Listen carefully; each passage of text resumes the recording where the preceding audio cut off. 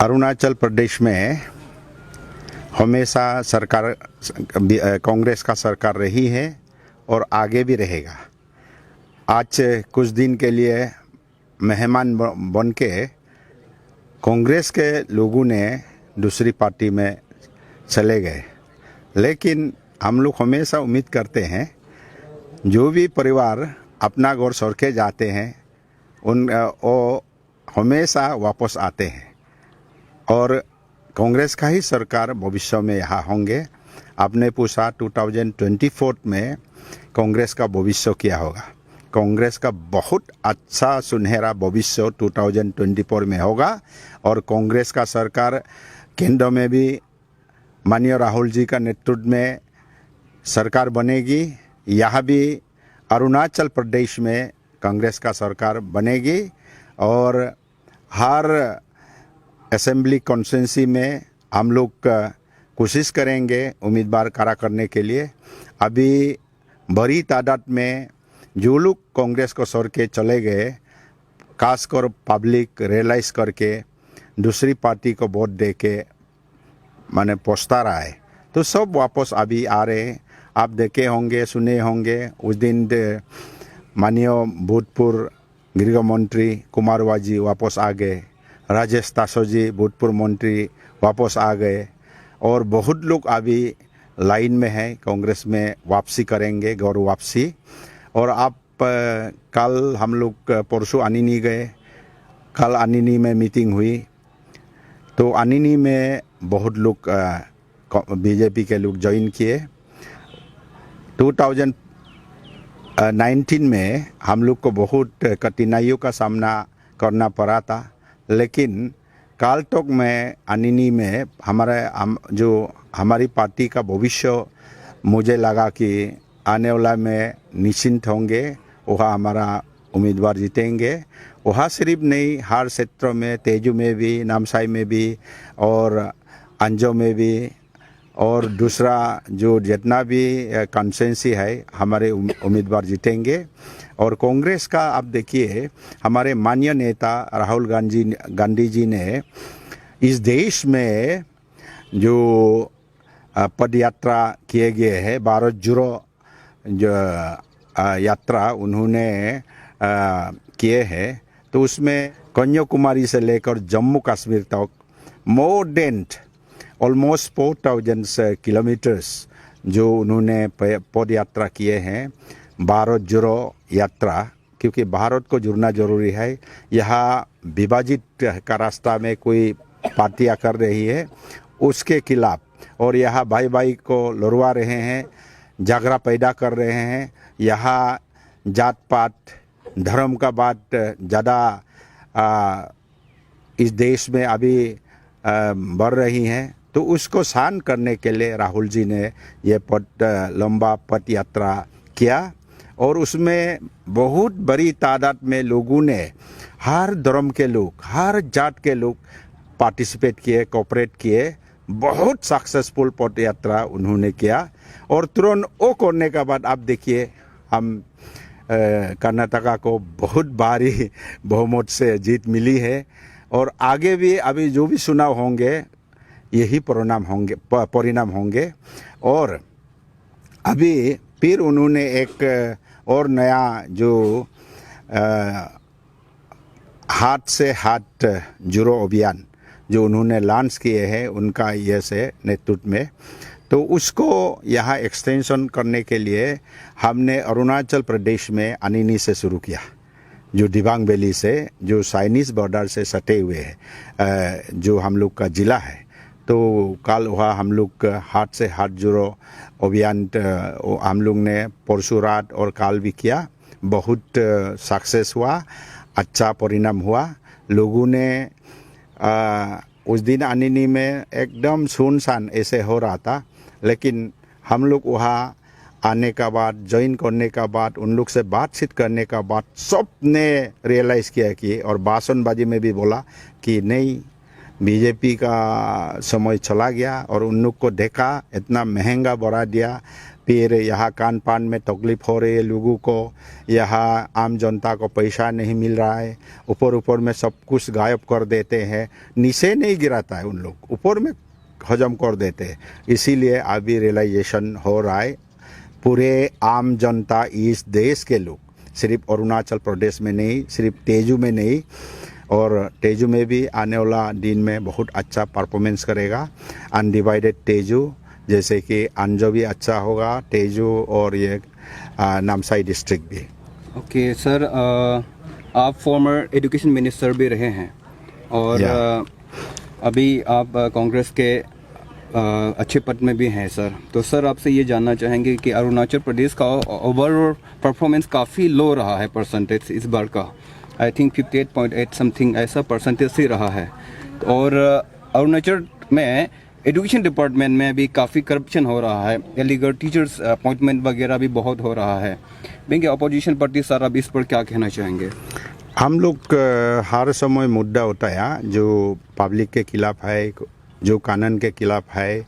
हमारे माननीय नेता प्रेसिडेंट नाबम तुकी जी का नेतृत्व में हम सब ने साथ मिलके बहुत मुद्दों पर हम लोग ने सवाल जवाब किया, मुद्दा उठाया, प्रदर्शन भी बहुत बार किए। गवर्नर को भी हम लोग ने मेमोरेंडम भी दिए और फील्ड में भी प्रदर्शन किया।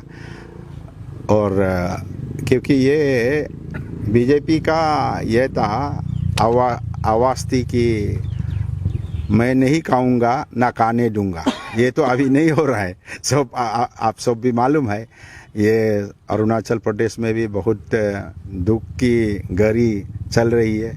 यहाँ हर विभाग में, खासकर एजुकेशन में जो पासिंग परसेंटेज उस दिन रिजल्ट आया, सबसे बड़ा मुझे दुख लगा, क्योंकि मैं शिक्षा मंत्री रह चुका हूँ। मेरा समय में तो परसेंटेज बढ़िया था और एजुकेशन में हमने बहुत अच्छा कानून भी लाया, Arunachal Pradesh school education act 2010। उसके तहत क्या क्या एजुकेशन में होना है, नियुक्ति, अपॉइंटमेंट्स डायरेक्ट होना है नहीं होना, उसमें लिखा हुआ है। तो उसका मुताबिक उन लोग ने नहीं किया, तो इसीलिए गड़बड़ हो गया। और हायर एजुकेशन में भी, तो एजुकेशन सेक्टर सबसे ये अभिन्न अंग है।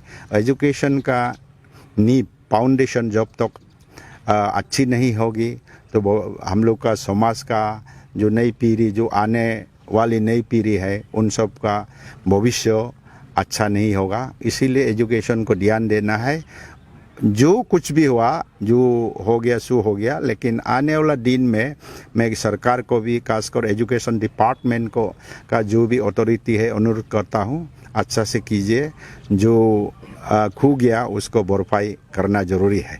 और सर और एक सवाल आपसे करना चाहेंगे। अभी अरुणाचल प्रदेश में सबसे बड़ा स्कैम यहाँ पर चल रहा है, जैसे कि आपका APP CS का SC का सर। उसमें आपको क्या लगता है कि अरुणाचल गवर्नमेंट उसमें पब्लिक का ग्रीवेंसेस को रखने के लिए कामयाब हुआ है? आपको क्या लगता है सर इसमें?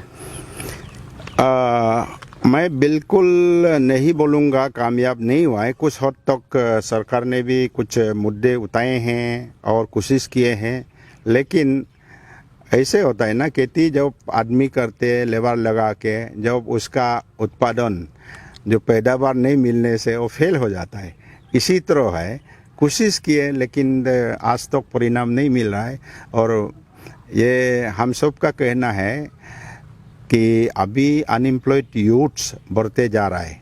दिन दिन graduates degree, diploma, master degree, PhD करके या टेक्निकल डिग्रीज लेके वापस आके अरुणाचल प्रदेश में हर एक गांव में, हर एक गौर में, हर एक समाज में बैठा हुआ है। उन सब को मौका देना है। इसके लिए मेरा ख्याल से बहुत लेट हो रहा है। सरकार जो तुरंत कुछ प्रॉम्प्ट एक्शन लेना चाहिए। सिर्फ आज भाषण देने से नहीं होगा, उसको प्रमाणित करना जरूरी है। ओके सर, आखिरी सवाल रहेगा सर। पब्लिक का ये कहना है कि अरुणाचल प्रदेश में अपोजिशन पार्टी सही ढंग से आवाज़ उठाते नहीं हैं। बहुत सारे यहाँ पर मुद्दे हैं। वो अपोजिशन अभी बीजेपी पार्टी है, आपका अपोजिशन बीजेपी पार्टी गलत काम कर रहा है, लेकिन सही ढंग से आपके पार्टी आवाज़ उठाते नहीं है, ऐसा यहाँ पर कह रहा है। और यहाँ पर आपके एमएलए से जैसे कि नाबम तुकी जी है, उसके बाद में निनोंग इरिंग जी है, उसके साथ में आपका लंबो टांग जी है, उसके बाद में आपका वांगलिंग लुवांगडोंग जी है। तो ऐसे बहुत सारे एमएलए है, लेकिन असेंबली में सही ढंग से आवाज नहीं उठाए जा रहे हैं, ऐसा पब्लिक का कहना है। तो आपको क्या लगता है सर? अरुणाचल प्रदेश में आज तक जो एमएलए सबसे ज़्यादा जो क्वेश्चन देते हैं, सवाल करते हैं, वो हमारे माननीय नेता श्री नाबम तुकी जी है। सबसे हाईएस्ट क्वेश्चन उन्होंने डाला और सवाल किया, और कुछ हद तक जवाब भी मिला सेटिस्फेक्शन, कुछ हद तक जवाब अनसेटिस्फाइड मिला।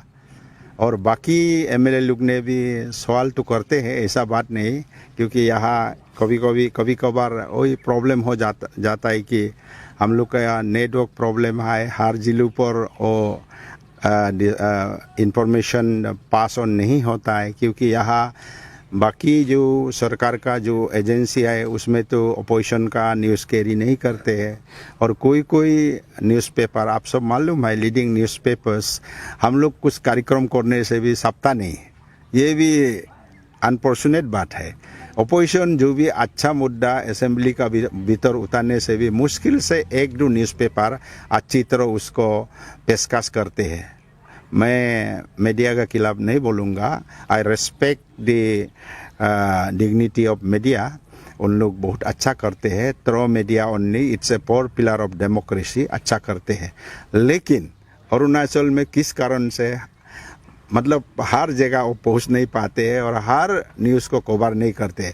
अगर अपोजिशन जिस ढंग से हर दिन मुद्दा उठाते हैं, हर समय उसको न्यूज़पेपर में देने से सरकार हिल जाएगी, सरकार कांप जाएगी। शायद इस लिहाज से कुछ ना कुछ होता होगा, मैं नहीं जानता हूँ। लेकिन अब जो सवाल किया वो महसूस अभी कुछ हद तक हो रही है कि अपोजिशन का जो आवाज़ ज़्यादा बुलंद नहीं है, या कुछ हद तक कमिया जैसा महसूस हो रहा है।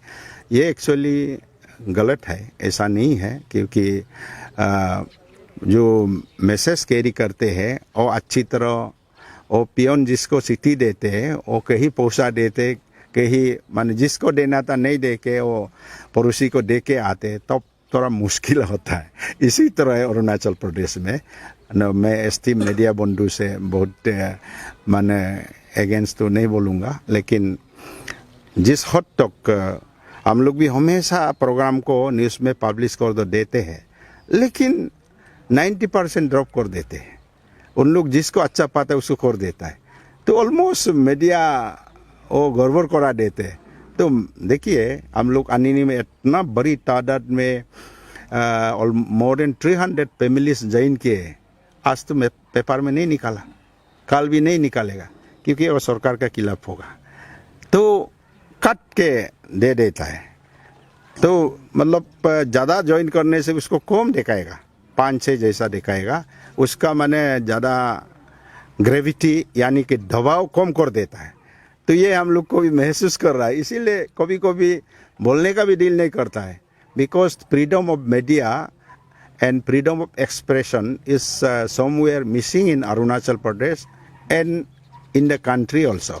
इसीलिए राहुल जी ने बोला डरिए मत, अब लोग फ्रीडम रही है, don't get fear of any kind of things. Government से आप प्यार मत रहिए, आप फ्रीडम कीजिए, फ्रीली आपका जो पेपर छापना है, बातें करना है कीजिए, लेकिन होता नहीं है ना। अब देखिए, एनी लीडिंग न्यूज़पेपर में आज सिर्फ नहीं, मैं 2-3 मीटिंग में भी बोला हूँ। देन एक आईपीएस ऑफिसर ने एग्री किया, yes Shriram sir, you are truly speaking, यह इतना बड़ा घटना होती है, लेकिन उसको पेपर में छपता ही नहीं। दिल्ली में छोटा मोटा झगड़ा, फ्रेंडशिप क्वारल, छोटा मोटा घटना को भी इतना बड़ा करके छापते हैं, यहाँ 20 आदमी मरने से भी। अब देखिए मणिपुर, एज फॉर एग्जाम्पल, अब मणिपुर का बारे में नहीं पूछा, मणिपुर में देखिए more than 100 people died because of miss governance of the BJP government. Double engine सरकारें हैं, वहाँ भी केंद्र में भी सेम या मणिपुर में भी सेम। मुख्यमंत्री क्या कर रहा है? अपना पावर को यूज नहीं कर रहा है, तो इतना आदमी को मरवा रहा है, लेकिन उसको नेशनल न्यूज़पेपर में छापता ही नहीं। अब देखिए, दिस इज द इनजस्टिस। इसको अगर नेशनल न्यूज़पेपर में एक झलक भी छाप दे तो देश बदल जाएगा। ये नहीं हो रहा है। There is a injustice done to the voice of opposition here or there. Somewhere the dignity of opposition, whatever we expressed, we try to voice the grievances of the massed people, लेकिन उसको नहीं सकता है। That is unprecedented thing for us. ये आज तक मेरा दिल मैंने कह रही है, फ्रीडम थोड़ा गड़बड़ हो रहा है। तो यही हो, क्योंकि आपका ये न्यूज़ देखने से लोगों को पता चलेगा। जो लोग जो गांव में माने देहाती में रह रहे लोगों को तो पता नहीं होगा। सिर्फ गवर्नमेंट न्यूज़ जो रेडियो में माने देते हैं या बाकी पेपर में देते हैं या गवर्नमेंट माध्यम से जो मैसेज देते हैं उसको पता चलता है, बाकी को पता नहीं चलता है। That's why voices of the opposition are being suppressed in many ways. इसका चलते आपका जो सवाल माने क्वेश्चन इसी में आता है। Okay, thank you so much. यानी कि आपके पार्टी बहुत सारा सवाल उठाते हैं लेकिन सही जगह पर पहुंचते नहीं है। राइट, हाँ, ये। Okay, thank you so much sir time देने के लिए। Thank you so much sir. आपको भी डिविनिटी जागरण को बहुत बहुत धन्यवाद। आज यहाँ आके आपने तकलीफ उठाए हमारे बीच और सवाल किए। Thank you very much. Okay, thank you so much sir. Thank you so much. अभी हमने सर बोसीराम सीरम सर से हमने बात किया है और उनका विश्वास है कि आने वाले दिन में कांग्रेस फिर से अपना वापसी करेगा, ऐसा उनका उम्मीद है और ऐसा विश्वास जताते हुए अपने पब्लिक के सामने अपने बात रखा है। तो दर्शक, आप सभी समय विदा लेना चाहूँगा। रोमिन सोमाम को विदा दीजिए। Thank you so much.